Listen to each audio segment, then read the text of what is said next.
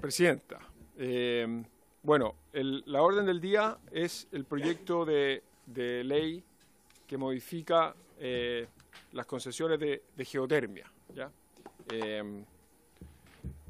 Sí, entiendo, secretario, que los parlamentarios tienen una copia de una presentación que vamos a usar. O sea, No. Lo único que hice yo al recibirla fue ponerla en el... La vamos a proyectar, sí, y después la podemos poner a disposición de los parlamentarios para que la tengan en papel.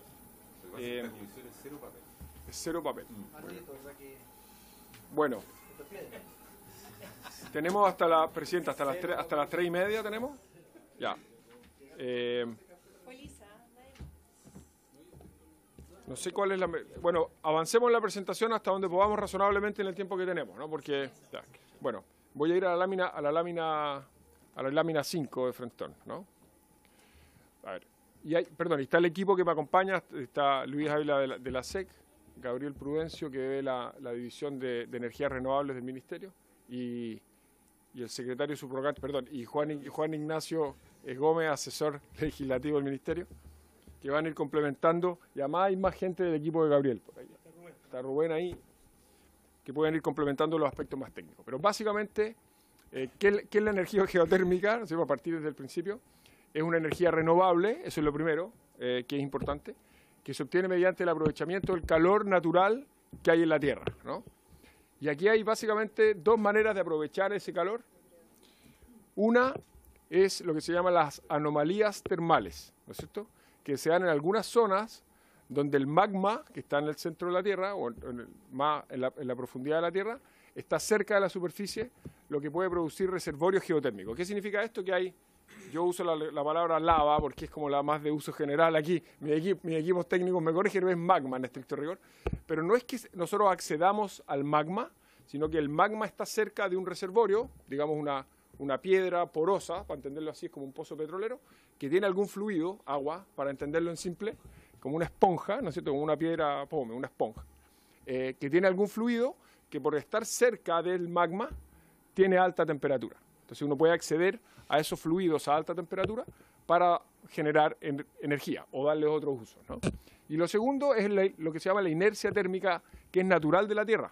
Y esta, a diferencia de lo primero, que hay que hacer sondajes, a ver dónde está para poder acceder a esos reservorios, lo segundo está en cualquier parte.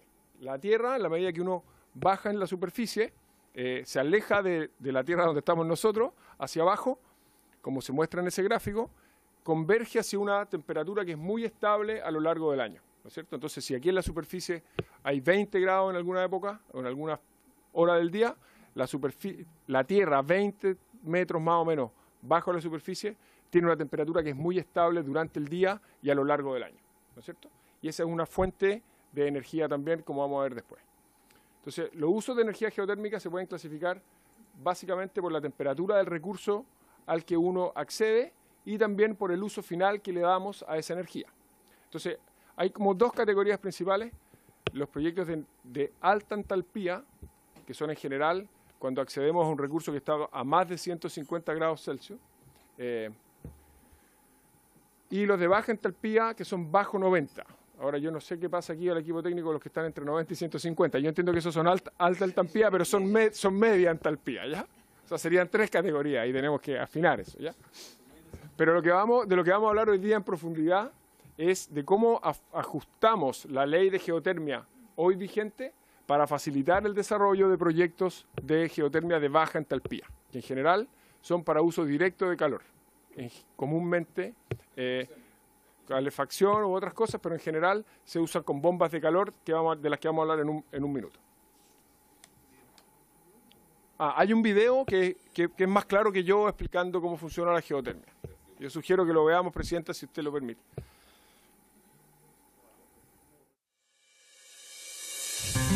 Sobre la superficie de la Tierra, la temperatura varía mucho según el clima. Sin embargo, bajo esta, la variación disminuye considerablemente, debido a su gran capacidad de almacenar calor y liberarlo lentamente, algo similar a lo que ocurre con una batería eléctrica. Este calor se puede aprovechar directamente donde hayan aguas termales o mediante el empleo de bombas de calor geotérmicas en cualquier lugar del planeta. Las bombas de calor son son una tecnología que permite transportar y concentrar calor de un lugar a otro con el objetivo de climatizar espacios y de proveer frío o calor, agua caliente para ambientes y o procesos industriales. Por lo general, las bombas de calor geotérmicas consumen electricidad, pero también pueden ser alimentadas con combustibles. Esta tecnología aprovecha la energía almacenada debajo de la superficie de la Tierra para calentar o enfriar aire, agua o cualquier otro fluido normalmente entre los menos 40 y 70 grados Celsius. Prácticamente todos los tipos de suelo son aptos para el aprovechamiento de esta energía mediante bombas de calor geotérmicas. Sin embargo, el tipo de instalación a utilizar dependerá de las características que tenga la zona. Las grandes extensiones de tierra requieren de una inversión más económica, puesto que no necesitan de excavaciones profundas. Pueden existir dos tipos de instalación, el sistema abierto y el cerrado. En el primero, se toma agua desde un cuerpo superficial o subterráneo y se hace circular por un sistema de tuberías hasta la bomba de calor para luego ser devuelta al mismo cuerpo de agua. Estas aguas no son contaminadas ni se consumen, ya que son reinyectadas a su fuente. En el segundo, se utiliza un fluido de origen artificial o natural y se hace circular por un sistema de tuberías hasta la bomba de calor para luego seguir circulando por estas y así aprovechar la capacidad de almacenamiento que existe bajo la tierra. La mayor ventaja de la bomba de calor geotérmica es que puede ahorrar hasta un 80% en los costos asociados al consumo de electricidad y combustibles relacionados a procesos de calor y frío. A esto debemos sumar que en zonas calurosas será más rentable para procesos de frío y, al contrario, en los lugares fríos será más rentable en la demanda de calor. La bomba de calor geotérmica existe hace más de 70 años, es decir, es una solución confiable con una amplia disponibilidad de proveedores de productos y servicios asociados y su uso se ha incrementado fuertemente en el mundo en la última década. En el mundo, esta tecnología es utilizada frecuentemente en la producción agrícola como en invernaderos y packing de enfriamiento, vitivinícola, la piscicultura, el secado de leña o alimentos, la calefacción distrital e incluso en el área del turismo, como ocurre en la industria hotelera. Los principales países que las producen son los que han implementado el uso de esta energía en su propia industria, como Estados Unidos, España, Alemania, Austria, Suecia, China, Japón, entre otros. La energía geotérmica es una de las energías más limpias y eficientes en el mundo, lo que la transforma en una herramienta muy importante para combatir el cambio climático. Por todo lo dicho, la geotermia es una energía sostenible, renovable y local. Conoce tu energía y sé parte del desarrollo energético de Chile. Ministerio de Energía, Gobierno de Chile. Gracias. Bueno, básicamente ahí era una buena explicación, creo yo, pero en esencia lo que hace una bomba de calor, no me voy a quedar en todos los detalles, pero en esencia lo que hace es que permite aprovechar la temperatura estable que hay bajo la tierra para generar o calor o frío en la superficie, ¿ya? Entonces hay dos modalidades, en una en que sacamos agua del fondo, digamos, ¿no es cierto? Cambiamos la temperatura de esa agua, calentándola o enfriándola, dependiendo de si queremos generar calor o frío, ¿no es cierto?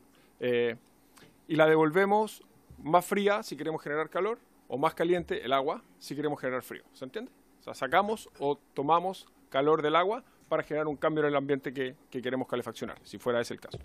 Y en el otro caso, que son los ciclos cerrados, es que hay un circuito como un serpentín de cañerías donde circula un fluido y básicamente se genera el mismo efecto, ¿ok?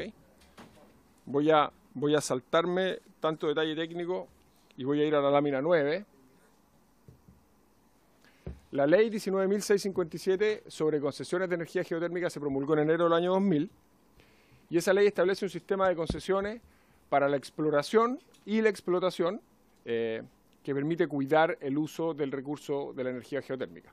Y básicamente se generan concesiones en dos etapas y aquí hay un símil que no es perfecto, pero en esta comisión funciona, yo creo que va a ayudar a entender lo que es parecido al sistema minero, ¿no es cierto? Uno puede dar una concesión de exploración en una primera etapa y después una concesión de explotación. Entonces, en la etapa de exploración se entrega el derecho a realizar actividades de exploración para determinar el potencial geotérmico de un área. Son concesiones de 2 años con prórrogas posibles de 2 años más y 2 más de derecho exclusivo a solicitar la explotación. Áreas máximas de 100.000 hectáreas y mínimo de 100 hectáreas, o sea, son superficies grandes, ¿no es cierto?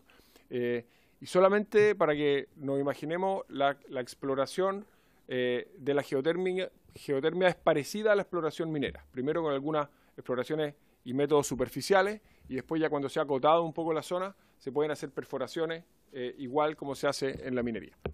Y después las concesiones de explotación, que confieren el derecho a utilizar la energía geotérmica asociada a ese proyecto y ejecutar las actividades requeridas para una planta geotérmica, ¿no es cierto? Esas son permanentes, con áreas máximas más acotadas, obviamente, porque ya está definido dónde está el recurso. Tiene la obligación del pago de una patente anual, pero la ley no tiene mecanismos efectivos para caducar una concesión de explotación si es que no se desarrolla el proyecto, ¿no es cierto? Ese es uno de los problemas que tiene. Están excluidos del sistema concesional las fuentes termales para uso sanitario, turístico, recreacional o sanitario, ¿no es cierto?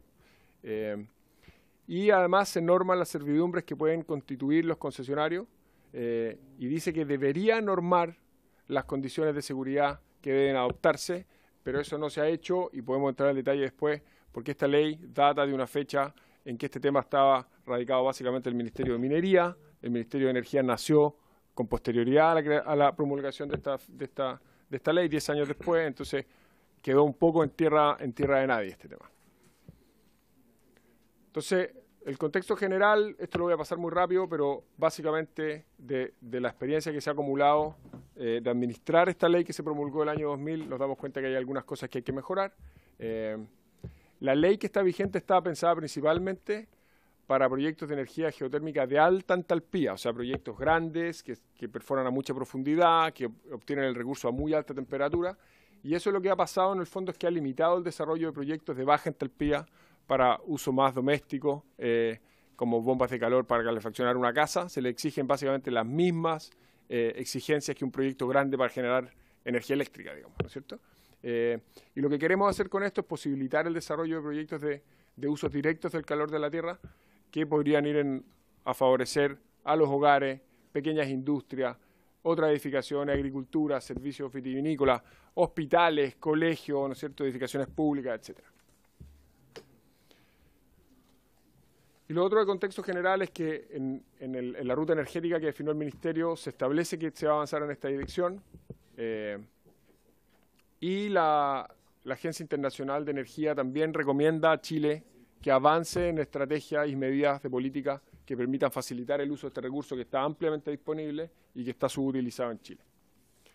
Esta lámina muestra, lo más importante ahí que me gustaría mostrar es la parte izquierda del gráfico, que muestra en distintos años, cada 5 años, 95, 2000, 2005, etcétera, cómo ha aumentado de manera explosiva el uso de las bombas de calor geotérmica en el mundo, y Chile básicamente está muy, muy rezagado en esta materia. Cuando uno mira lo que está pasando en el mundo, uno se da cuenta que las bombas de calor geotérmica representan un porcentaje de alrededor del 70% de la capacidad instalada de uso geotérmico, y en Chile representan apenas un 40%. O sea, estamos rezagados en materia de uso de este recurso.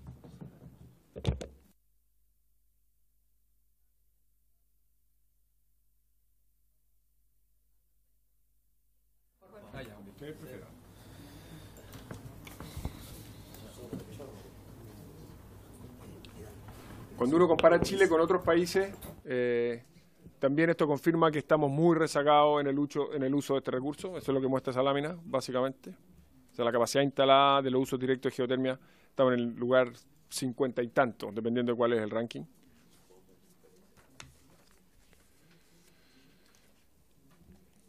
Otra cosa es que hoy día la regulación actual no permite solicitar concesiones con dimensiones de largo y ancho menores a 100 metros. Lo que obviamente para hacer uso de una bomba de calor en una casa es un problema, porque yo o pido una concesión invadiendo parte del terreno de mi vecino, o no sé, entonces no funciona bien eso, ¿no? Aquí hay algunos ejemplos. Hay un colegio en San Javier, en Puerto Montt, que instaló este proyecto el 2011 y está supliendo necesidades de calefacción, de agua caliente sanitaria, una piscina incluso. Invirtieron 320 millones de pesos. Tiene costos de operación de 1,6 millones por mes y se ahorran más de 7 millones de pesos mensuales en el consumo de energía de otras fuentes, digamos, ¿ya? O sea, en 4 años van a recuperar la inversión. Entonces, lo que nosotros queremos hacer es facilitar el desarrollo de otros proyectos como este en hogares y en otros establecimientos. Aquí hay otros ejemplos de bombas de calor. Por ejemplo, el Estadio Nacional está desarrollando esto, está a punto de inaugurarse, entiendo. Y ahí está una comparación de básicamente el costo. Estoy tratando de traducir mientras leo en inglés, pero el costo nivelado, digamos, de la energía con distintas tecnologías, y ahí hay bombas de calor de ciclo abierto, de ciclo cerrado, solar, o sea, una bomba de calor de ciclo abierto puede ser incluso más barato que energía solar, y más baratos también que las calderas a gas, o sea, es una opción muy conveniente cuando se puede desarrollar. Aquí hay otras posibles aplicaciones, voy a saltarlas en honor al tiempo, porque ya estamos sobre la hora. Pero tiene aplicaciones más allá del ámbito, digamos, residencial o de edificación. ¿Cuáles son las propuestas de modificación? En resumen, es que queremos excluir ciertos proyectos de baja entalpía del requisito de solicitar una concesión para como tienen que hacer los proyectos grandes, ¿no es cierto? Y junto con eso, generar un registro que permita saber cuáles son esos proyectos de baja entalpía que se han desarrollado. Y hacer otros perfeccionamientos, básicamente hacer reglamentación estándar para todos los aspectos de seguridad para la actividad geotérmica, modificar el régimen de fiscalización y otros perfeccionamientos que son de carácter más bien administrativo. Entonces, en la exclusión de los proyectos de baja entalpía de la obligación de obtener concesiones, lo que estamos planteando, y esto a partir de un análisis comparado que se hizo con otros países, es que las actividades que usen el calor de la tierra, pero saquen el recurso de una profundidad menor a 400 metros y que además cumplan con el requisito de que no saquen un calor de la tierra superior a 90 grados, o sea, tienen que cumplir los dos requisitos, no deban ingresar al sistema de concesiones, ¿no es cierto? O sea, para decirlo de otra manera, si alguien está perforando solamente 200 metros, pero está sacando un recurso que está sobre los 90 grados, sí tiene que ir al sistema de concesiones. Y lo mismo al revés, ¿no es cierto?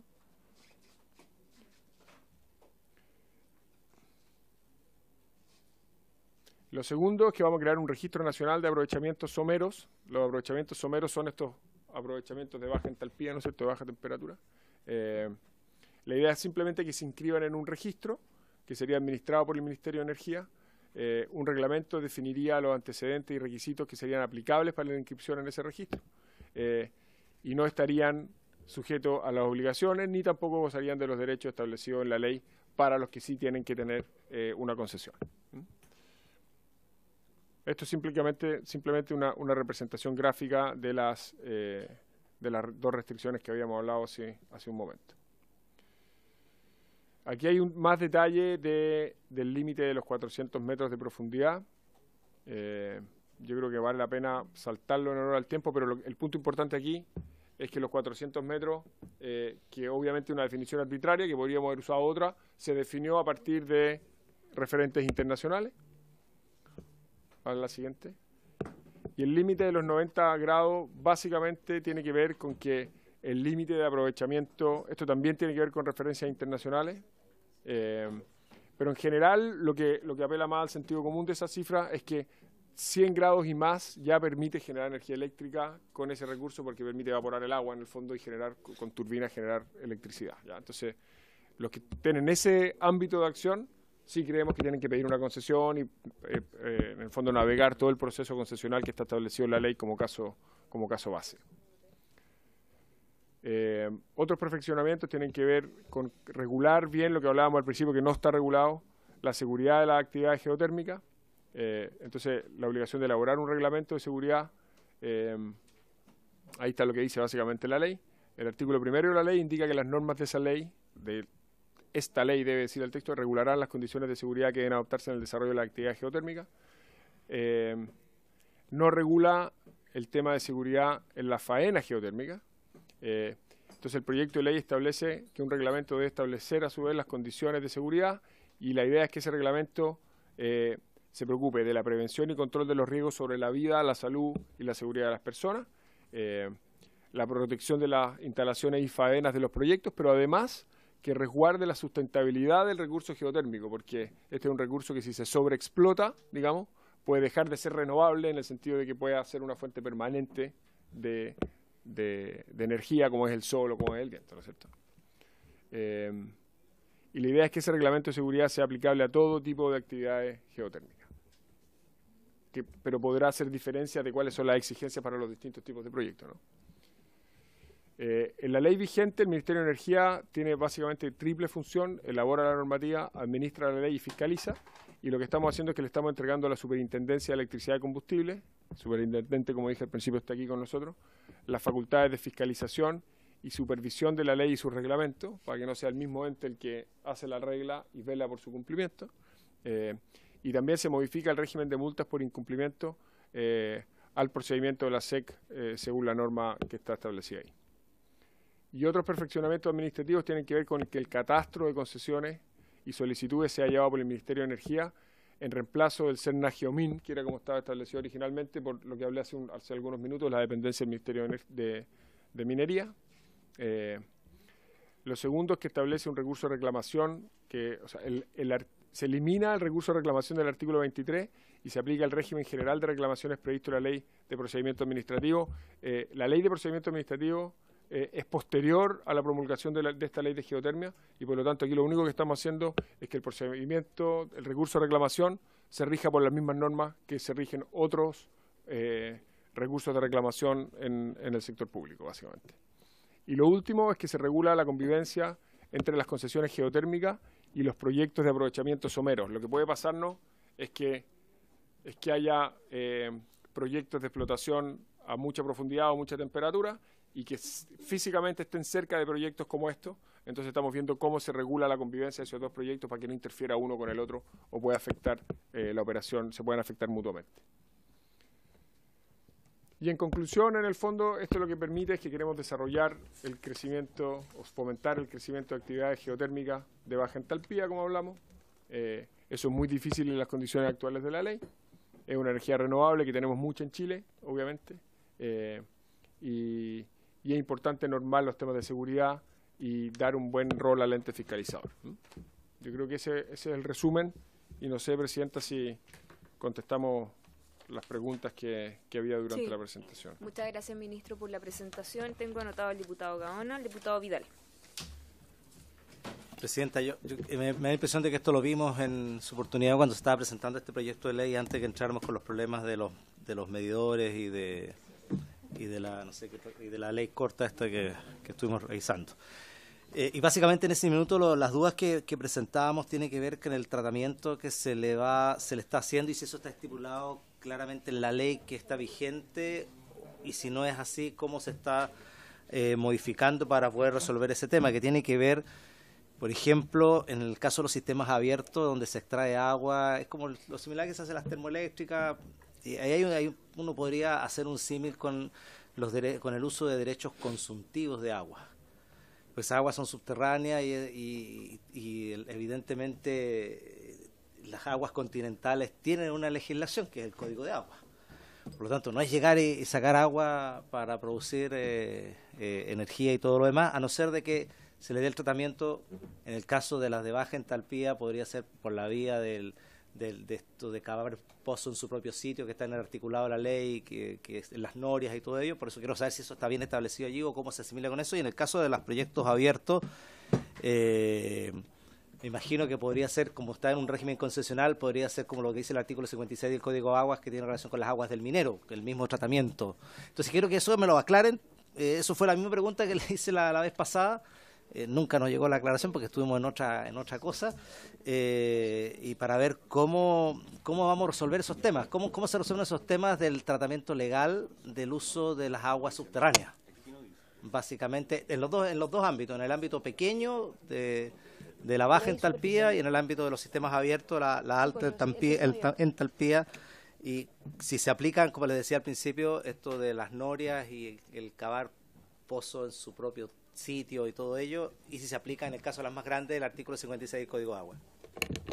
Diputado Vidal. Gracias, Presidenta. Sí, no voy a reiterar algunas preguntas, pero algunas cosas fueron aclaradas en la propia presentación. Sí comentar que respecto de los alcances potenciales de esta fuente de energía y de los impactos ambientales que quizás todavía no son conocidos por falta de conocimiento, investigación y porque todavía la forma de explotar el recurso son en algunos casos experimentales o en otros son de baja incidencia. Es comentar al ministro algo que nosotros llevamos desde la bancada de Revolución Democrática hace algunos días a el director de presupuesto como propuesta relacionada con el tema de geotermia, que es la posibilidad de que se pudiera crear en Corfo, a solicitud del Ministerio, un comité permanente para el tema de geotermia, como existe para, por ejemplo, la energía solar, que pudiera estar permanentemente observando estos alcances y esas consideraciones, porque hay un tema ambiental, hay la forma de sacar esta energía en otros lugares puede estar relacionada, por ejemplo, al fracking, donde sí podría haber riesgo de movimientos telúricos, pero que en el caso de Chile podría no ser necesario aplicar esa tecnología, sino que son otras que son más seguras. O sea, hay todavía muchas preguntas relacionadas con esto y sin lugar a dudas hay un tremendo potencial en el territorio nacional de geotermia que, utilizada de manera correcta, nos da más autonomía respecto también de lo que estábamos hablando antes. Puede ser energía más barata. Conocí hace poco un proyecto que hablaba de, creo que con una inversión de 50 millones de dólares para la ciudad de Punta Arenas se podría calefaccionar buena parte de la ciudad. Comparado con, por ejemplo, los subsidios que hoy día el Estado gasta en combustible para poder calefaccionar esa misma ciudad. Podría ser una inversión, incluso desde el punto de vista de la inversión pública, tremendamente útil, no solo para destrabar proyectos de inversión privada.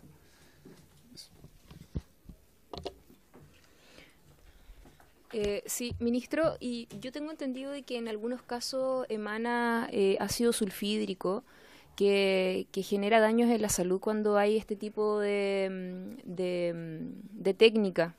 No sé si ustedes también han considerado ese efecto.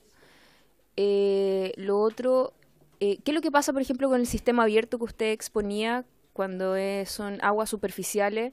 ¿Se hace un proceso de evaluación de impacto ambiental? En verdad fue una de las mismas preguntas que le hice en la sesión anterior. Por los efectos que también podría tener en el entorno, en el medio ambiente. Y entiendo también que se genera a veces contaminación térmica. Yo no sé si que eso también ustedes lo consideraron y cómo eso se podría abordar. Diputado Isa Cort. Gracias, Presidenta. El diputado Vidal le planteó al ministro el tema de fracking, el sistema de fracking, y eso, por lo menos a nivel de minería, particularmente de sondajes para buscar petróleo, por ejemplo, va a la salida. O sea, ya hay muchos países que lo han regulado para no ocuparlo por todo el fracturamiento de rocas subterráneas. En ese sentido, yo sé que es mucho más específica, pero eso, ministro, va a ser materia de reglamento, por ejemplo, va a depender de la superintendencia o finalmente quién va a regular ese tipo, porque lógicamente que es un sondaje para ver la capacidad de producción geotérmica, pero si finalmente el resultado es muy bajo, no se va a producir, pero ¿cómo se resguarda finalmente que se quede lo menos impactado el espacio posible? Gracias, Presidente. Ofrezco la palabra, ministro. Gracias, Presidenta. A ver, primero, diputado Gaona, respecto del agua, y el equipo técnico puede complementar, pero hay que distinguir los proyectos de alta entalpía de los de baja entalpía. En ambos casos, entre paréntesis, el aprovechamiento del agua es no consultivo. O sea, se usa, es como una central, ¿no? Se usa y se vuelve el agua al acueducto o a la fuente de agua original. O sea, no son derechos de agua consultivos, el agua no se pierde, ¿no? En los proyectos de alta entalpía, en el proceso de obtención de la concesión para explotar la geotermia, yo entiendo que al obtener esa concesión se obtiene automáticamente el derecho de utilizar de manera no consultiva el agua asociada al reservorio. Aquí el equipo me puede corregir.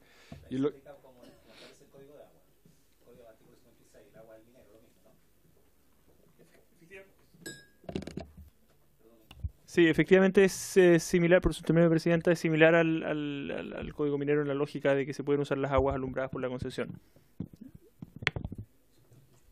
Y en los proyectos de baja entalpía, en general los proyectos de baja entalpía debieran ser de ciclo cerrado, ¿no es cierto? En general.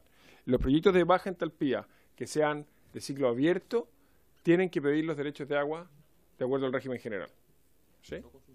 Sí, siempre son no consultivos. ¿Sí? Ya. Respecto de lo que plantea el diputado Vidal, tomo nota y me llevo eso, voy a conversarlo con el director de presupuesto y veamos qué mérito tiene, pues puede ser una buena idea. Y voy a averiguar ese proyecto Magallanes, no lo había oído y puede ser una cosa interesante a evaluar. Eso sería súper útil. Y además yo pienso que en la región de Aysén tenemos también un desafío grande de calefacción y leña en toda la zona sur y estamos trabajando con las autoridades de la zona y me parece una muy buena idea explorar esto también.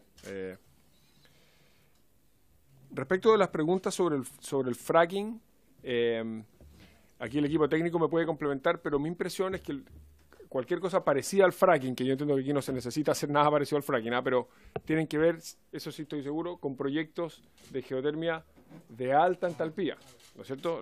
No tienen que ver con los proyectos de baja entalpía que estaríamos normando con las modificaciones legales que están propuestas en este proyecto de ley. Y aquí me corrige el equipo, pero un proyecto de geotermia de alta entalpía, dependiendo de la ubicación, el tamaño, etcétera, tiene que pasar, como cualquier proyecto, por el sistema de evaluación ambiental, hacer un estudio de impacto ambiental probablemente, y ahí aclarar todas las dudas que existan sobre el impacto en el medio ambiente, en el medio humano y como cualquier sistema, como cualquier proceso de evaluación ambiental. Y las preguntas más específicas, Presidenta, del ácido sulfídrico y la contaminación térmica, confieso que voy a ver si el equipo puede contestarlo y si no podemos llevarlo las dudas y contestárselas a la comisión después por oficio o en una próxima sesión. Y el estudio. El impacto ambiental. Sí, que eso se hace. Sí. Perdón. Los proyectos de baja entalpía no debieran requerir estudio de impacto ambiental. Los de alta entalpía debieran pasar por el sistema de evaluación ambiental como cualquier proyecto. Y el mérito de si tiene que ser una declaración de impacto ambiental, un estudio de impacto ambiental, la normativa ambiental y el sistema de evaluación ambiental define los criterios para tomar un camino u otro, y tiene que ver con los montos, con el posible impacto, etcétera. Pero debiera pasar por el sistema de evaluación de impacto ambiental como cualquier otro proyecto. ¿Y ese cuál es el criterio? ¿Cuál es lo que corta? ¿De qué sí, que no? Esto debiera ser en general estudios de impacto ambiental. Y la regla, yo no me acuerdo la regla de memoria cuándo es impacto, declaración y cuándo es estudio, pero podemos verificar eso. Pero esa es la regla general, se aplica la regla general. En generación, depende del tipo de, claro, del sector, ¿no?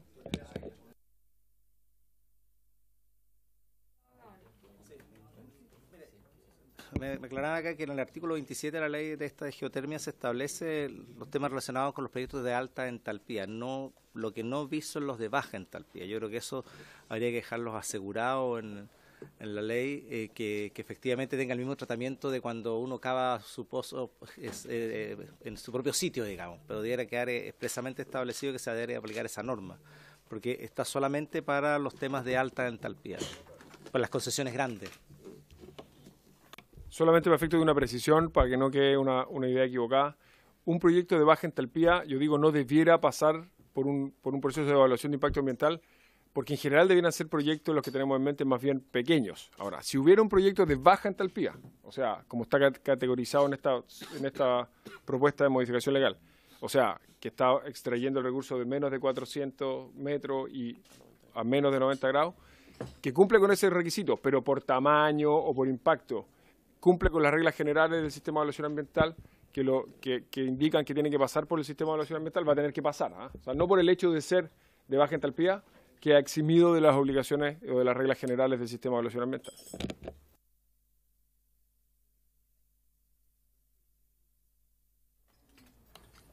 Y me disculpa, don Sergio, que no necesite intérprete, pero usted pregunta más bien por el tratamiento en el Código de Aguas, no por la 19.300. No, por el tratamiento, no, el artículo 27 sí. de la legislación relacionada con la geotermia está establece el tratamiento de las aguas de los derechos no constructivos y todo, eso está bien establecido.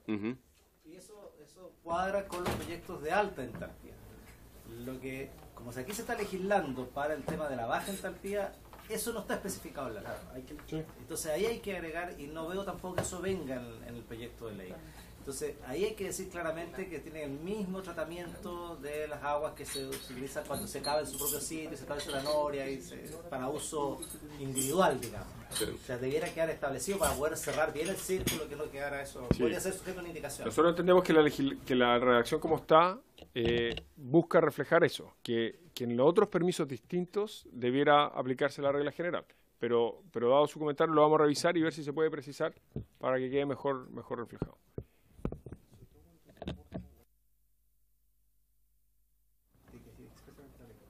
Diputado Isapor, ¿quiere decir algo? No estoy hablando con el diputado Gaona, no con Gaona. No estoy hablando con Gaona, con el diputado Gaona.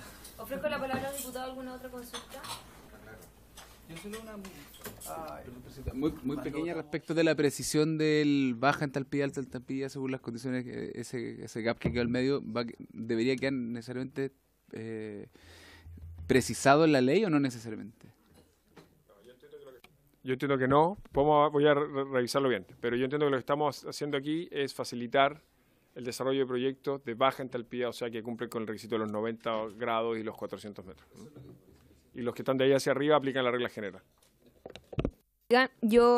Bueno, muchas gracias, ministro.